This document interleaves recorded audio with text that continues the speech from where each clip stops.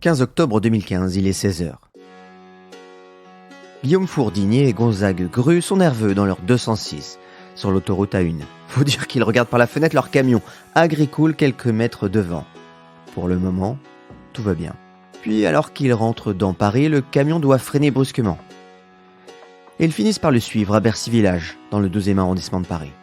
Le camion pénètre alors dans les rues étroites et modernes du quartier de Bercy et s'installe à côté du jardin. Guillaume et Gonzague arrivent en courant pour aider à l'installation.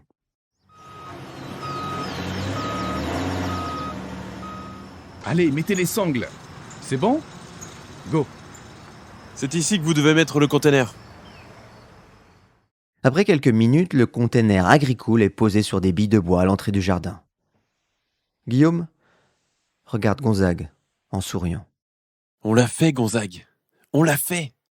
Oui, ils l'ont fait. 3600 fraisiers sont installés dans ce container. Des fraisiers sanglés au mur du container pour éviter de tomber. Un projet commencé dans les jardins de ses parents est devenu une réalité à Paris. Faire pousser des fraises dans un container et le tout à un prix juste en pleine ville. Aujourd'hui, je vous emmène sur les traces d'une aventure hors du commun, celle d'Agricool et de ses deux fondateurs, Guillaume Fourdigné et Gonzague Gru. Faire pousser des fraises dans un conteneur, c'est leur projet. Dans ce premier épisode, les deux fils d'agriculteurs se lancent dans ce projet fou. Bienvenue sur Il était une fois l'entrepreneur, le podcast où je vous raconte les histoires des entrepreneurs. Car oui, entreprendre est toute une histoire. Je m'appelle Laurent Brouat et ce podcast est produit par Inspire Média.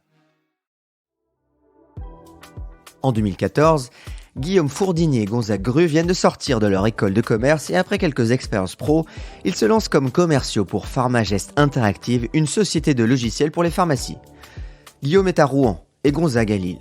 Les deux jeunes sympathisent alors et finissent par devenir amis courant 2014. Guillaume, fils et petit-fils d'agriculteur, continue de rêver d'un projet dans l'agriculture. Un projet pour produire des légumes avec du goût pour les citadins.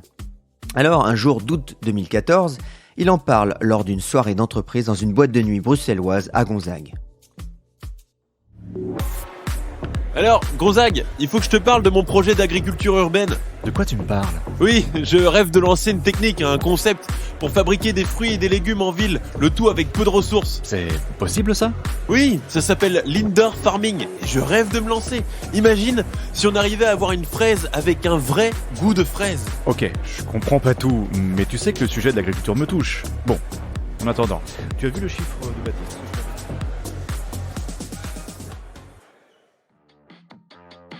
Guillaume continue d'écrire sur son projet les soirs et week-ends. Puis, un jour, en décembre 2014, Guillaume se pète l'épaule au ski et doit s'arrêter pendant 3 semaines.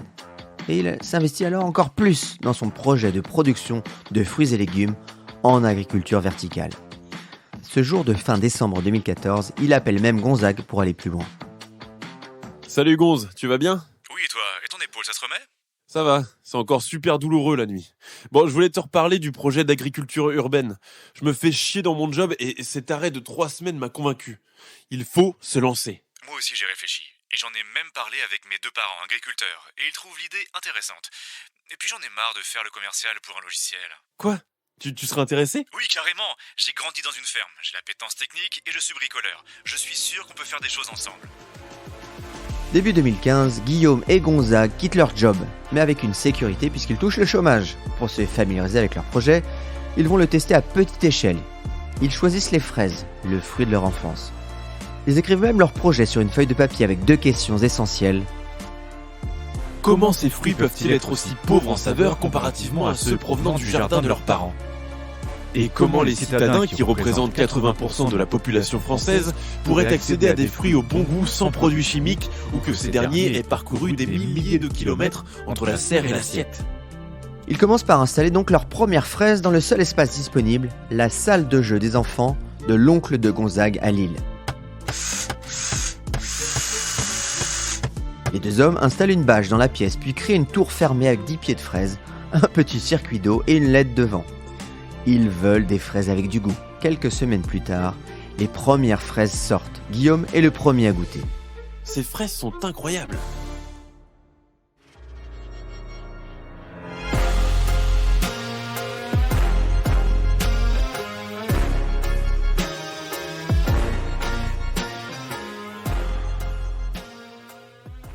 c'est fêlé. C'est la phrase que sort Gonzague à ses parents lorsqu'il va les voir en mai 2015 pour leur expliquer son projet. Oui, papa, je sais que ce projet est fou, mais imaginez, on a réussi à faire pousser des fraises dans une salle de jeu avec une LED et un petit système d'irrigation. Alors si on peut faire la même chose dans un container, on pourra montrer que le projet est viable. C'est pour ça que j'ai besoin de votre jardin et de votre conteneur. On pourrait faire nos expériences dedans. Les deux parents de Gonzague finissent par accepter. Après leur premier prototype dans la salle de jeu, Gonzague et Guillaume ont fait quelques dégâts mais ont validé leur projet. Les fraises sont délicieuses. Et lors d'un week-end, lorsqu'ils découvrent ce container dans la cour de la ferme des parents de Gonzague, ils ont le déclic. Ils peuvent y tester la culture verticale et recréer un environnement sain et sans pesticides. Ils reproduisent alors leur culture de fraises avec LED et système d'irrigation et réussissent encore à produire des fraises avec du goût. Ils rachètent alors un vrai container d'occasion à Dunkerque qu'ils aménagent. Jour et nuit, les deux agriculteurs en herbe testent, affinent leur système. La lumière, les conditions intérieures, la production au mètre carré. Ils squattent aussi le Bricoman de Saint-Quentin. Toutes leurs économies y passent. Le père de Guillaume leur prête alors 20 000 €. Le nouveau container est appelé le Cooltainer et produit des fraises de qualité, même si, il faut bien le dire, la productivité n'est pas encore au rendez-vous. Ils ne sont alors que deux, mais c'est une rencontre début 2015 qui va tout changer. Ils intègrent The Family, en même temps qu'ils testent leurs premières fraises. Fraises qu'ils font goûter alors à Alice Zaguri, la CEO de l'incubateur. Ces fraises ont un goût exceptionnel. The Family qui les aide à trouver un nouveau nom pour leur boîte qui initialement s'appelait Local et devient alors Agricool. Oussama Hamar, un des fondateurs de The Family, parle d'Agricool pendant toutes ses conférences et pousse le projet partout. Prenez par exemple Agricool chez nous. C'est une entreprise qui est sur le panel tout à l'heure, qui est l'une des plus belles entreprises de notre portefeuille. Ils ont fêté leurs 2 ans hier soir. Agricool, à chaque fois que j'en parle aux professionnels du secteur agricole, ils me disent oui, mais c'est pas des agronomes les fondateurs. Et je dis oui, d'ailleurs, c'est ce qui est le plus intéressant dans cette entreprise. Ils les poussent, les challengent et leur démontrent que leur modèle est scalable. Puis, quand ils cherchent à installer leur premier Cooltainer sur Paris, c'est l'adjointe à la mairie qui leur accorde le droit de s'installer à Bercy.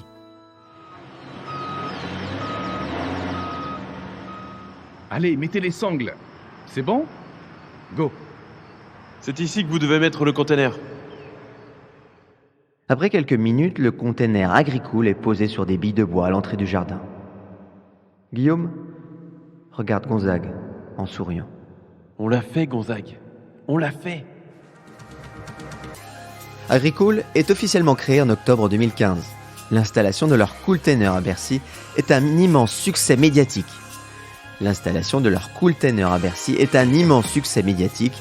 Les articles se multiplient sur Agricool et avec l'aide de The Family, ils lèvent une enveloppe de 500 000 € en novembre. Gonzague et Guillaume sont aux anges. L'aventure Agricool décolle vraiment.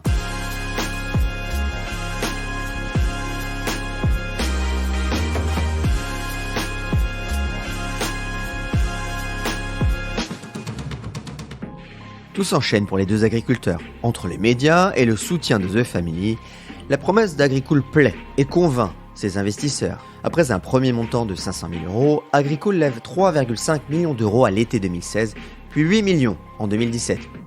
Un total donc de 12 millions.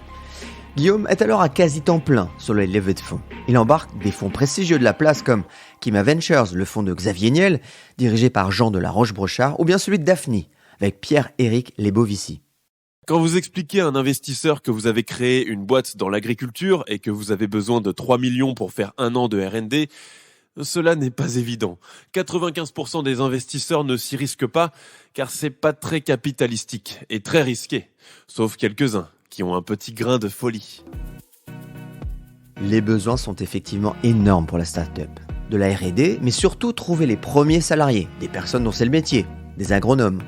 En janvier 2016, il recrute donc Guillaume Baudouin, un ingénieur en agriculture, et c'est lui qui lance tous les tests.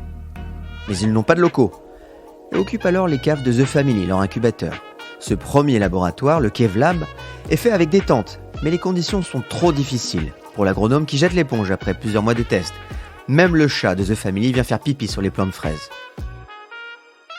Heureusement, la levée de fonds de 2016 leur permet cette fois de prendre des locaux à eux. Ils s'installent en avril 2016 dans un vaste espace de 300 m² dans le 20e à Paris. Seul problème, l'étage du dessus est occupé par la police. Ils surnomment donc leur nouveau local le Cop Lab, ce qui n'est pas sans leur poser quelques soucis avec leurs voisins policiers du dessus. Ça fait plusieurs semaines que je vous vois vous balader avec des LED, des tentes et des plants.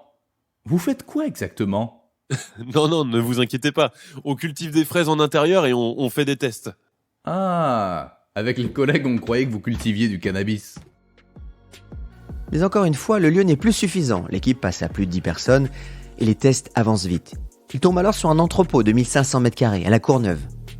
Sans montrer ni bilan ni chiffres, ils obtiennent un contrat de location, mais le directeur du parc industriel leur répond « Bon, clairement, si on voulait sécuriser le parc, on mettrait une boîte du CAC 40. Pas vous. Mais c'est tellement mauvais les fraises aujourd'hui.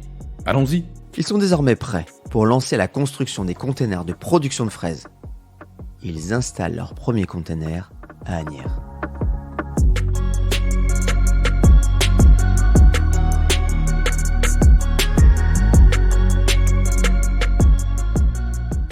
21 octobre 2017, Asnières, place de l'Hôtel de Ville. Un étrange triporteur est installé au milieu de la place. Devant, 2 vendeurs à casquette, elles les passant. Venez goûter nos fraises, venez !» Un attroupement se fait autour du triporteur. Une femme saisit alors une fraise puis la met dans sa bouche. C'est incroyable. Des fraises en octobre. Et en plus produites à Asnières. C'est combien ? C'est 4 € la barquette de fraises. Donnez-m'en 2. Merci. Le Cooltainer installé à Asnières produit ses premières fraises et les retours sont excellents. Agricool peut donc se lancer dans une production de fraises plus intensive, plus scalable, même si le modèle économique est encore incertain. Et ça, c'est une autre histoire à écouter au prochain épisode. Merci pour votre fidélité. Alors tant que j'y pense, ce podcast, c'est 3 jours de travail par épisode. Et tout ce travail, c'est évidemment une équipe derrière. Merci donc à Thibaut Viode, Sarah Brevet pour l'écriture et la recherche, et Morgane Bouchiba pour le son, mais aussi tous les acteurs qui interviennent dans les dialogues. Vous l'avez entendu, il y a pas mal d'acteurs. Fabien, Gaël, Céline, Jean-François, bref. Si vous avez aimé, si vous avez été inspiré, pensez bien à mettre des étoiles et surtout à parler de ce podcast. C'est ce qui me permet. Et ce qui permet aussi d'avoir beaucoup plus de visibilité pour tout ce travail. Et ça, c'est évidemment une autre histoire.